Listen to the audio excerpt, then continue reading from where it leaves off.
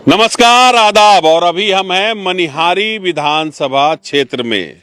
एक कैंडिडेट सैफ अली खान, बहुत दिनों बाद मनिहारी वाला जो लिस्ट था वो जब देख रहे थे तो पहली बार, बहुत लंबे समय के बाद पहली बार कोई मुस्लिम कैंडिडेट, मुस्लिम में दलित कैंडिडेट, मतलब जो आदिवासी कैंडिडेट जो उस कैटेगरी में है, पहली बार 2025 के चुनाव में आए। सैफ अली खान नाम है। आते ही सनसनी फैला दी। बहुतों लोग जो हैं उनके सिर में दर्द भी फैला दी, यानी दर्द पहुंचा दी।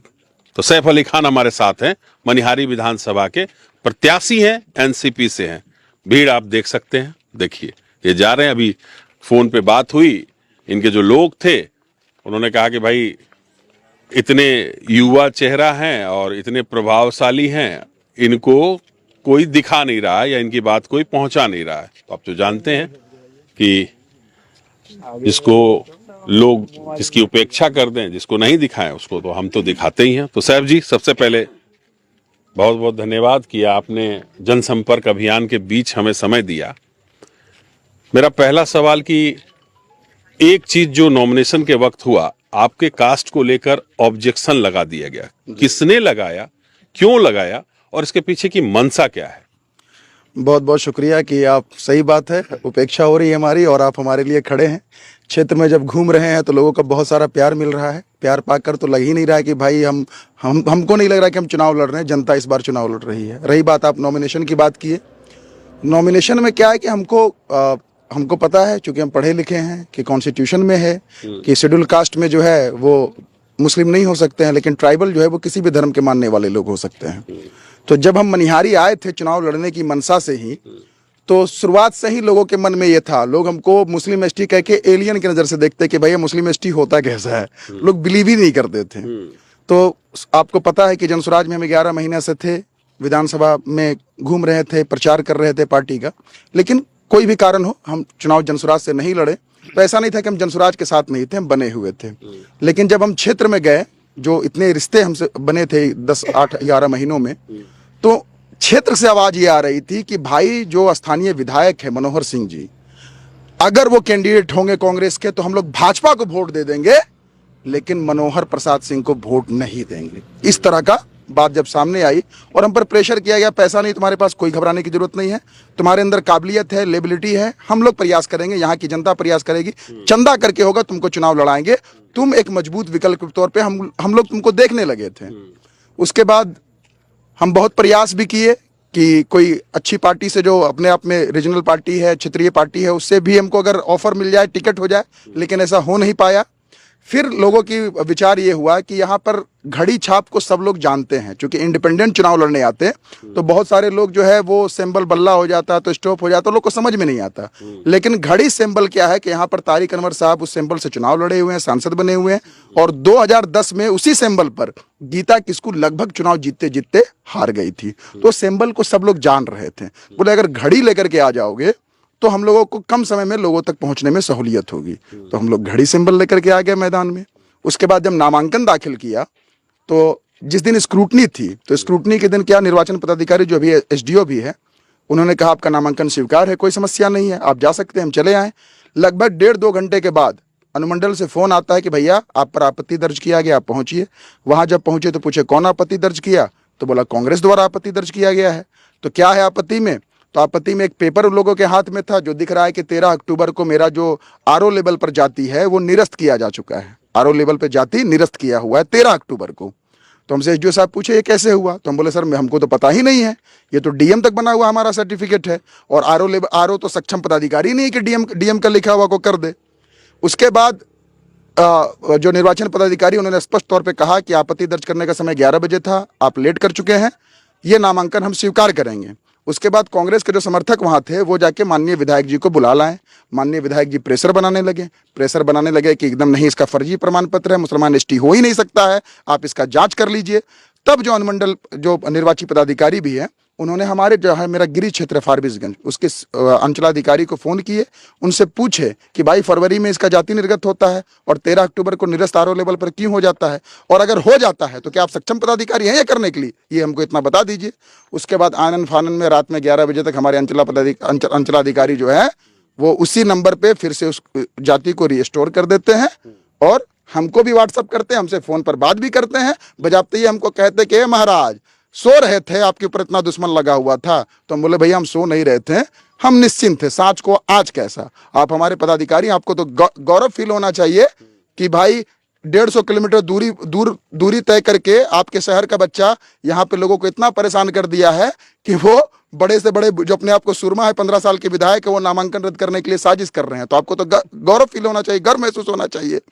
उसके बाद जैसा भी हो फिर सुबह 9 बजे स्क्रूटनी का जो डेट रखे थे अगले दिन 9 बजे फिर मेरा नामांकन स्वीकार हुआ। आज स्थिति ये है कि लोगों की सहानुभूति भी हमारे साथ है और लोग चौक चौराहे, आप किसी गाँव मोहल्ले में चले जाइए, बस एक ही बात है कि इस नए उम्र के जो लड़का आया है उसके अंदर जज्बा है लड़ने का। और लोग ये कह भी रहे हैं कि अगर इस लड़के को अगर हम लोग मदद नहीं करेंगे तो फिर कोई युवा जो सामान्य परिवार से आता है, गरीब परिवार से आता है, फिर वो हिम्मत नहीं जुटा पाएगा इतनी बड़ी व्यवस्था के खिलाफ चुनौती देने का। अच्छा, तो ये जो नामांकन रद्द कराने और कास्ट पर सवाल उठाने का जो मसला है, क्यों किया गया ऐसा? मनोहर सिंह जी का कोर वोटर यहाँ कौन है? मुस्लिम। मेरा नाम क्या है? सैफ अली खान। तो समस्या तो मेरे नाम में ही है। ये मुस्लिम डोमिनेटेड असेंबली है, 46-47% यहाँ मुस्लिम पॉपुलेशन है। मुसलमानों के वोट से वो विधायक बनते हैं और पूरे विधानसभा में एक बार भी चुनाव के वक्त ही बस निकलते हैं वोट के ठेकेदारों के पास, ग्रामीण लोगों से किसी से मिलते भी नहीं है। उनको पता है कि मुसलमान भाजपा के डर से वोट देता है, वो मनोहर सिंह को वोट नहीं देता है, वो कांग्रेस पार्टी को देख करके वोट देता है। तो कांग्रेस भी आप देख लीजिए, बहुत सारे उसमें कांग्रेस में भी उम्मीदवार थे। मीनाक्षी श्वेता काबिल उम्मीदवार थी। सिकंदर मंडल इतने पुराने कांग्रेस के सक्रिय कार्यकर्ता हैं, आप उसको टिकट नहीं दिए। हमारे लाभा के एक है सऊद आलम, बेदिया जाति से, वो भी आते हैं, अनुसूचित जनजाति से आते हैं, आप उनको भी टिकट नहीं देते हैं। आप उन्हीं 80-85 साल के लोगों को आप मैदान में फिर उतार देते हैं, जो अभी क्षेत्र में जो है अभी अब तो आपको क्षेत्र में तो घूम भी नहीं सकते, लेकिन मेरा नामांकन रद्द कराने के लिए सीढ़ी चढ़ सकते हैं, लेकिन क्षेत्र में जनता के लिए घूम नहीं सकते हैं। तो भाई अब क्या कहा जाए, इस विधायक, स्थानीय विधायक का इतना विरोध है इस विधानसभा में, और सोच रहे थे कि भैया सैफ का अगर पत्ता कटेगा यहाँ से, अगर सैफ अली खान एक मुस्लिम प्रत्याशी है तो हो सकता है कि सारा मुसलमान हो सकता है कि दे वोट, सारा युवा वर्ग जो है किसी भी जाति धर्म का है, कहीं युवा देख के युवा के साथ खड़ा हो जाए। तो युवा होने के वजह से, मुसलमान होने की वजह से हमको रडार पे लाया गया, टारगेट पे लाया गया। खैर कोई नहीं, साच को आज क्या है, हम हिम्मत से डटे हैं, लड़ रहे हैं, इतनी बड़ी व्यवस्था को चुनौती दे रहे हैं। और आने वाला 14 नवंबर को आप मेरा हो सकता है इंटरव्यू कर रहे होंगे तो अबीर और गुलाल के साथ कर रहे होंगे, ऐसा जनता, मनिहारी की जनता को सुनकर लगता है हमको। अच्छा, अब ये सवाल कि जब हम आ रहे थे गाड़ी में तो मोबाइल पे कुछ सर्च किए जी, तो देखा कि आप फेसबुक पर आके चंदा मांग रहे हैं। बिल्कुल। पैसा वैसा नहीं है क्या चुनाव नहीं, लड़ने बिल्कुल के? नहीं है। कितना चंदा पहुंचा अभी तक? नहीं जो लोगों से बन पड़ रहा है, हम बस इतना ही अपील किए थे, मेरे गाड़ी में पेट्रोल डलवा दीजिए और मेरा बैनर पोस्टर तो चेक करवा दीजिए, हम चुनाव जीत करके दिखा देंगे।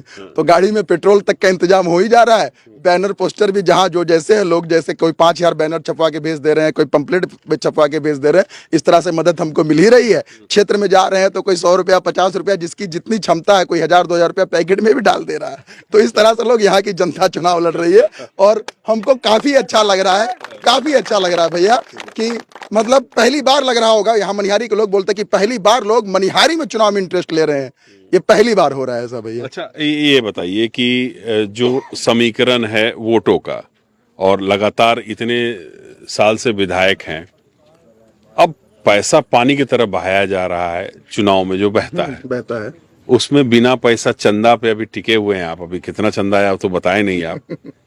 टिक पाएंगे ये मनी वॉर में टिक पाएंगे? नहीं नहीं, इस बार जनता सोच ली है, अगर कोई नेता पैसा बांटने आएगा तो पैसा रख लेना है, लेकिन वोट सैफ अली खान को देना है। समझे, ये माहौल बना हुआ है। हाँ जी, मतलब कि पैसा भी रख लेना है, वोट पैसा भी रख लेना है, क्योंकि जनता से ही लूट के किया गया है। आप देख लीजिए, लाखों करोड़ों रुपया दे के जो लोग टिकट खरीदते हैं, वो किन पदाधिकारियों को लेकर के आएंगे ट्रांसफर पोस्टिंग के नाम पर? वो तो पैसा उगाही करके लेके आएंगे। वो जाति प्रमाण पत्र बनाने के नाम पर, राशन कार्ड बनाने के नाम पर, दाखिल खारिज कराने के नाम पर लोगों से पैसा वसूले रहे हैं। एफआईआर तक दर्ज कराने तक के लिए 5 से 10 हजार रुपया लोग लेते हैं। ये तो छुपी हुई बात नहीं है, ये तो हर लोग इससे हर रोज दिनचर्या है लोगों का कि थाना ब्लॉक अंचल में बगैर रिश्वत के काम नहीं होता है। तो जब लोग भी समझ रहे हैं कि जब हम अपनी ताकत से, जनता अपनी ताकत से किसी को एमएलए बना देंगे, तो इतना तो तय है कि भैया थाना ब्लॉक अंचल से रिश्वतखोरी तो जड़ से खत्म होगा ही होगा। तो जनसुराज में कहाँ बात नहीं बनी, क्या दिक्कत हो गया? देखिए, हम उस विषय पर तो चर्चा ही नहीं करना चाहते हैं, लेकिन आप पूछ रहे हैं। असल में प्रशांत किशोर जी की मैं बहुत इज्जत करता हूं और उनका विजन क्लियर रहा है। हम दिल से हम बहुत ईमानदार, भले मेरा टिकट कट गया, ऐसा नहीं कि हम उसमें फ्रस्ट्रेट हो गए या वो। प्रशांत किशोर जी चाहते थे कि हम चुनाव लड़ें, दिल से वो चाहते थे, हम महसूस किए हैं इस चीज को। लेकिन जो मेरे खिलाफ एक कैंपेन चला था यहाँ पर कि मूल आदिवासी वाला कह के कैंपेन चला था, यहाँ जो 4-5 प्रत्याशी थे जनसुराज के जो रजिस्ट्रेशन किए थे, इन लोगों ने किसी एक कैंडिडेट को जाकर के वहां समर्थन दे दिया था उदय सिंह जी के यहाँ कि भैया हम लोग नहीं चाहते हैं कि कोई मुस्लिम एसटी वहां से चुनाव लड़े, हम लोग मूल आदिवासी, हमको इन लोगों ने आदिवासी मानने से ही इनकार कर दिया था। अच्छा, हाँ, अच्छा, ये मूल आदिवासी वाला जो पचड़ा है, ये तो मैं देख रहा था कि जो भी कैंडिडेट्स हैं उन सब के साथ है। अब जैसे जेडीयू के शंभू सुमन खड़ा हुए, तो उनके बारे में मैं सोशल मीडिया में देख रहा था कि मूल आदिवासी एसटी कैटेगरी है, मूल अमूल क्या है? भैया ये परसेप्शन मेरे भी समझ में नहीं आता है। जाति से हम बंजारा हैं, खाना बदोश जब आप रोड पे देखते होंगे टेंट लगा कर लोग रहते हैं, है ना, तो हमको लगता है कि हमसे ज्यादा जो समाज के सबसे अंतिम पंक्ति में हमको लगता है कि हमारा समुदाय खड़ा हुआ है, ठीक।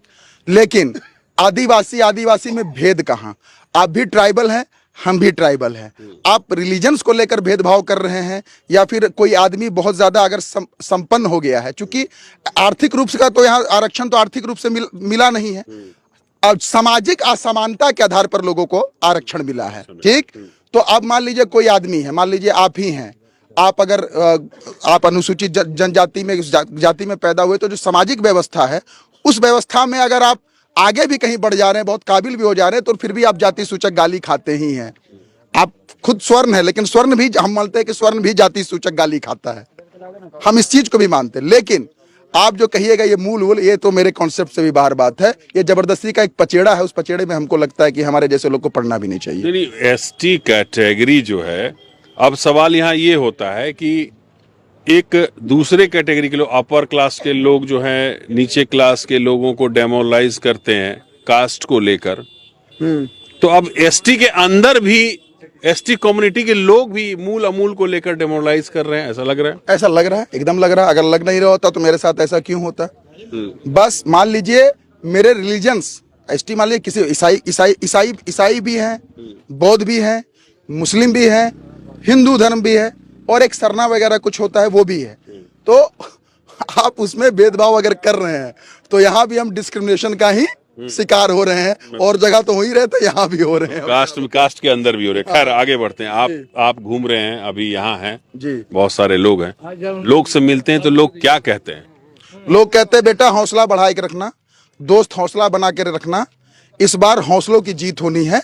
हम लोग देख रहे हैं, तुम 11 महीने से मेहनत किए हुए, हमारे बहुत लोगों से संपर्क रहा है भाई। हम 11 महीना अपने आप को झोंके हैं इस विधानसभा के लोगों के बीच में।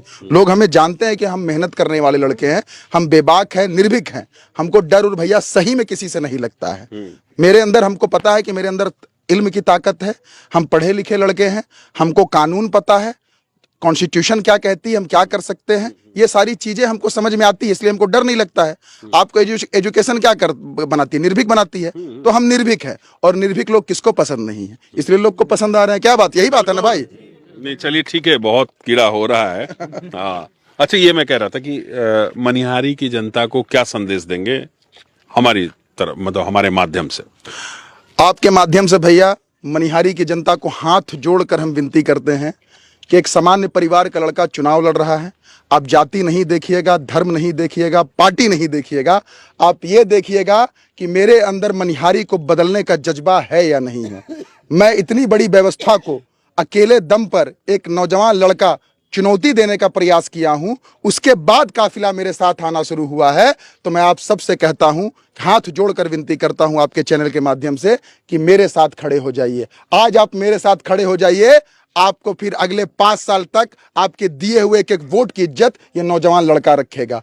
आपके दिए हुए एक एक वोट को अगले 5 साल तक हम गर्व महसूस कराएंगे कि आपने सही आदमी को वोट दिया था। बस हाथ जोड़कर विनती है आप लोग। बहुत बहुत धन्यवाद। ये थे सैफ अली खान, मनिहारी विधानसभा से एनसीपी के प्रत्याशी, जिनसे हमने बात की और उन्होंने एक बहुत खूब लाइन कही, शिक्षा आपको निर्भीक बनाता है। कभी आप भी पूछते हैं कि आप इतने निर्भीक और बेबाक क्यों हैं, तो समझ लीजिए एजुकेशन आपको निर्भीक बनाता है। अभी के लिए अपने सहयोगी जयप्रकाश के साथ मुझे यानी विकास कुमार ओझा को दीजिए इजाजत। नमस्कार।